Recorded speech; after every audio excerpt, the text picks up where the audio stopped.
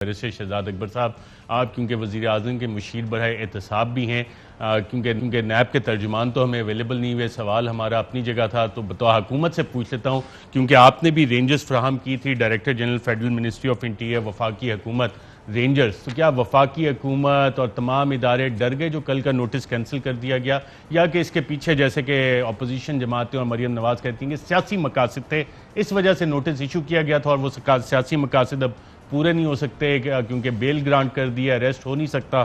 तो ठीक है जनाब नोटिस ही कैंसिल कर दो, क्या मामला है?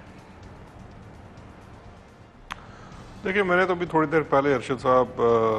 इन मोहतरमा को मशवरा भी दिया है कि वो इतनी जो अपनी सलाहियतें दिखाती हैं, इनको टर्किश ड्रामे ट्राई करने चाहिए, क्योंकि अभी पहले ही पाकिस्तान पीपल्स पार्टी के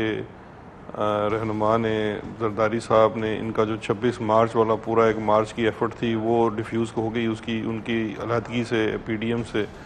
और उसके बाद अब नैब ने उनसे ये जो दूसरा इन्होंने ड्रामा लगाना था, कल एक जत्था लेके जाना था नैब के सामने, उनसे भी इनको महरूम कर दिया। तो वो तो इस वक्त बहुत ज़्यादा सटपटाई हुई हैं, क्योंकि अब वो कल तमाम तैयारियां मौजूद हैं लेकिन कोई मौका नहीं है उनके पास कुछ करने के लिए। जहाँ तक नैब अच्छा, का आपने डरने और ना ये डरने मशवरा का तो सवाल दिया, है, आपने ये वाली ट्वीट तो की, मेरे सामने पड़ी है 9:47 पे, आपने साथ एक और मशवरा भी दिया है कि टर्किश ड्रामा ट्राई करें, वो भी काफ़ी पॉपुलर हैं, तो कोई स्पेसिफिक टर्किश ड्रामा आपने रिकमेंड किया है या कोई भी टर्किश ड्रामा देखने के आपने रिकमेंडेशन दी है? देखिए, मैंने तो इस हवाले से दिया है क्योंकि टर्किश ड्रामे बहुत पॉपुलर हैं और इनका मोहतरमा का हर एक्शन जो है वो पॉपुलैरिटी स्टंट है कि किसी तरीके से वो पॉपुलैरिटी गेन करें, क्योंकि इनकी अपनी पार्टी का भी इनके बारे में एक ही रिज्यूमे है कि ये क्राउड पुलर हैं। तो अब क्राउड पुलर के लिए वो मौके तो ख़त्म हो गए जहाँ पे क्राउड पुल कर सकती हैं, तो अब नया तरीका तो यही रह गया है, टर्किश ड्रामे हों। आपको याद होगा मेरे सुल्तान या मेरा सुल्तान एक ड्रामा था, वो बहुत पॉपुलर हुआ पाकिस्तान में, तो उसके भी अगर वो लीड अदाकारा पाकिस्तान आ जाएं तो वो भी बहुत बड़ी क्राउड पुलर बन सकती हैं। तो मेरा सुल्तान तो ड्रामे का नाम था, लेकिन उसमें बैरिस्टर शहजाद अकबर साहब, मेरा सुल्तान तो शायद ड्रामे का नाम था और उसमें जो करेक्टर ज्यादा मकबूल हुआ था वो तो गालिबन हुरम सुल्तान का करेक्टर था जो ज्यादा मकबूल हुआ था। जी, वो भी करेक्टर जो था वो अपने करेक्टर से हट के काफ़ी ज़्यादा इंटरफेरेंस करता था रियासती अमूर के अंदर, और इनकी कुछ ख्वाहिशें ऐसी हैं, शायद कोई मुमासलत उसमें हो। मेरा उस वक्त जहन में तो नहीं था कि शायद ये हुरम सुल्तान के साथ इनकी मुमासलत की जाए। मैंने तो इनको मशवरा इनकी तमाम इन ड्रामेबाजियों की वजह से दी थी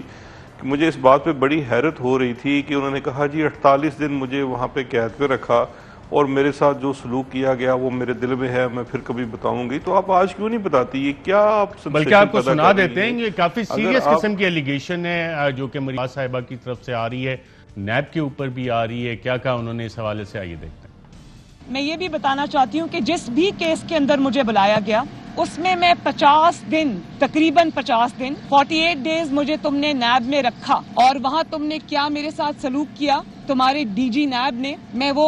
और बाकी लोगों ने, वो मैं किसी और वक्त के लिए वो डिटेल्स को अपने दिल में रखूंगी और अवाम के सामने जरूर लाऊंगी ताकि तुम्हारा असल भयानक चेहरा कौम के सामने आ सके। लेकिन मैं ये पूछना चाहती हूँ कि उन 50 दिनों में, 48 डेज में, जब तुमने मरियम नवाज शरीफ को नैब में रखा, तुमने क्या ऐसा पूछा और क्या 1.5 साल बाद तुम्हें अचानक जरूरत पेश आ गई कि वही केस को तुमने दोबारा खोला? बहुत इंपॉर्टेंट क्वेश्चंस रेज किए हैं साथ साथ मरियम नवाज साहिबा ने। इन 50 दिन में क्या होता रहा, क्योंकि हम पहले किस्से सुनते रहे, कोई फोन का, कुछ रेसिपीज का, यहाँ तो सवालात जो है इनसे तो कहानी कुछ और आ रही है। क्या मामला हैं बैरिस्टर साहब? देखिए, अच्छा, जहाँ तक तो मुझे याद पड़ता है उन 50 दिनों का तो सबसे बड़ा किस्सा ये था कि ये उन दिनों नैब की कस्टडी में भी, मैं ये समझता हूँ ये बहुत बड़ा सिक्योरिटी फेलियर भी था नैब का कि ये मोहतरमा वहाँ कोई फ़ोन इस्तेमाल करती रही और उसके बाद उनसे शायद फ़ोन की बरामदगी भी हुई।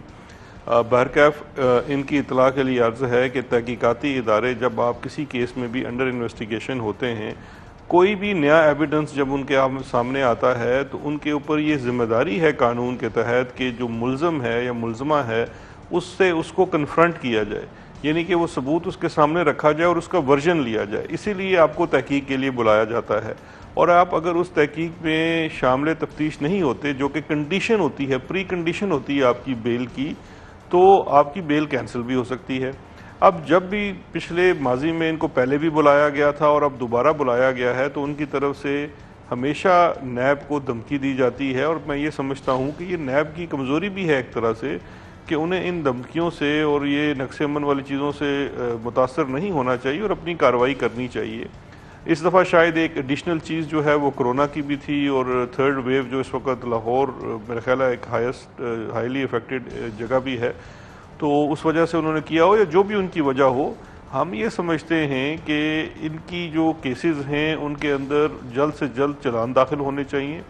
और वो केसेस जो हैं वो मंतकी अंजाम को पहुंचने चाहिए। लेकिन हम माजी को भी देखें और अभी को भी देखें तो सबसे बड़ी इन केसेस को मंतकी अंजाम तक पहुंचाने में जो चीज़ राह में हाइल होती है वो अक्यूज पर्सनस का, मुलजमों का अपना किरदार होता है। बिकॉज वो कोशिश करते हैं कि मामला तवालत इख्तियार करे, कंक्लूजन ना हो सके। आपको याद होगा कि अभी तक जो केसेस में कंक्लूजन हुआ है उसमें भी सुप्रीम कोर्ट को बड़ा एक्स्ट्रा ऑर्डिनरी स्टेप उठाना पड़ा, एक सुपरवाइजरी जज लगाने पड़े जो पानामा के केसेस थे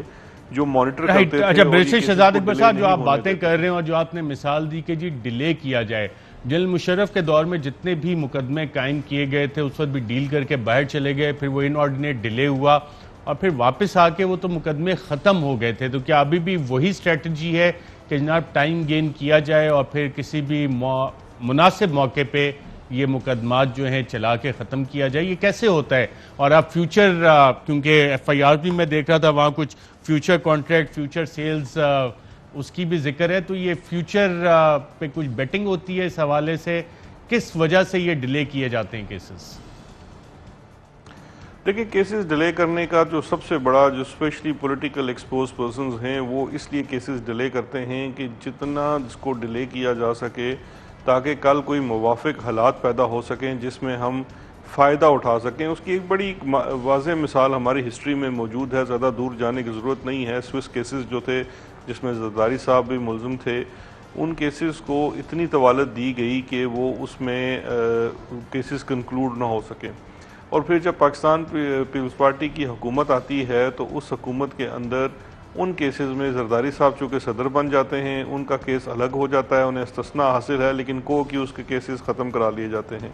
और फिर उसके बाद उनके अपने केसेस भी जब वो सदारत से हटते हैं तो उसी बेस के ऊपर रूल्स ऑफ कंसिस्टेंसी है और कुछ उसमें शायद डॉक्यूमेंट्स का भी हवाला दिया जाता है कि ओरिजिनल अवेलेबल नहीं है, तो केसेस को उसके अंदर एक्विटल करवा लिया जाता है। तो ये तो माजी की मिसाल इनके यहाँ मौजूद है कि इन केसेस में तवालत का फ़ायदा बहरकाफ मुलज़िमों को मिलता है। दूसरा केस आप हुदैबिया पेपर मिल का केस है आपके सामने, उसमें भी ऐसे होता है कि जब बाद में वो टाइम बार्ड हो जाता है और उसकी अपील जो है वो इस बेस के ऊपर खारिज कर दी जाती है। तो ये वही वाली स्ट्रेटजी होती है कि केसेस को प्रोसिक्यूशन में भी अगर हैं तो इतनी तवालत दो कि कल हमें कोई ऐसा मौका मिले जहाँ पे हम अपनी वो ज़र्ब लगा के अपने आप को बरी करा सकें।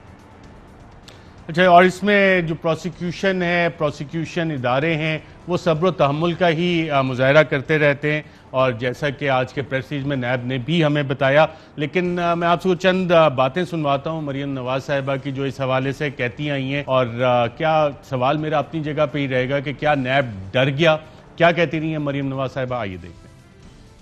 जितनी कुर्बानियां देनी थी दे चुकी, अब कुर्बानियां देने का नहीं, अब हिसाब लेने का वक्त आ गया है। आएगी मरियम इंशाल्लाह, नैब में आएगी, खातिर जमा कर रखो। जो तुम्हारी जान निकली हुई थी ना, अब तुम्हारी जान अंदर वापस जाने की इजाजत नहीं देंगे इंशाल्लाह। इंशाल्लाह वो वक्त दूर नहीं जब आम भी नैब को अपनी इंतकाम का निशाना बनाएंगे, वो वक्त दूर नहीं है इंशाल्लाह।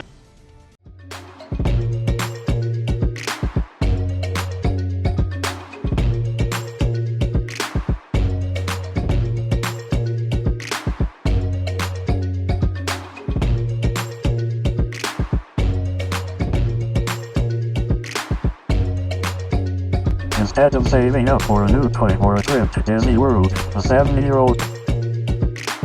بدلاً من توفير لعبة جديدة 来自阿拉巴马州的一名7岁女孩没有花 एक नए खिलौने या डिज्नी वर्ल्ड की यात्रा के लिए बचत करने के बजाय अलबामा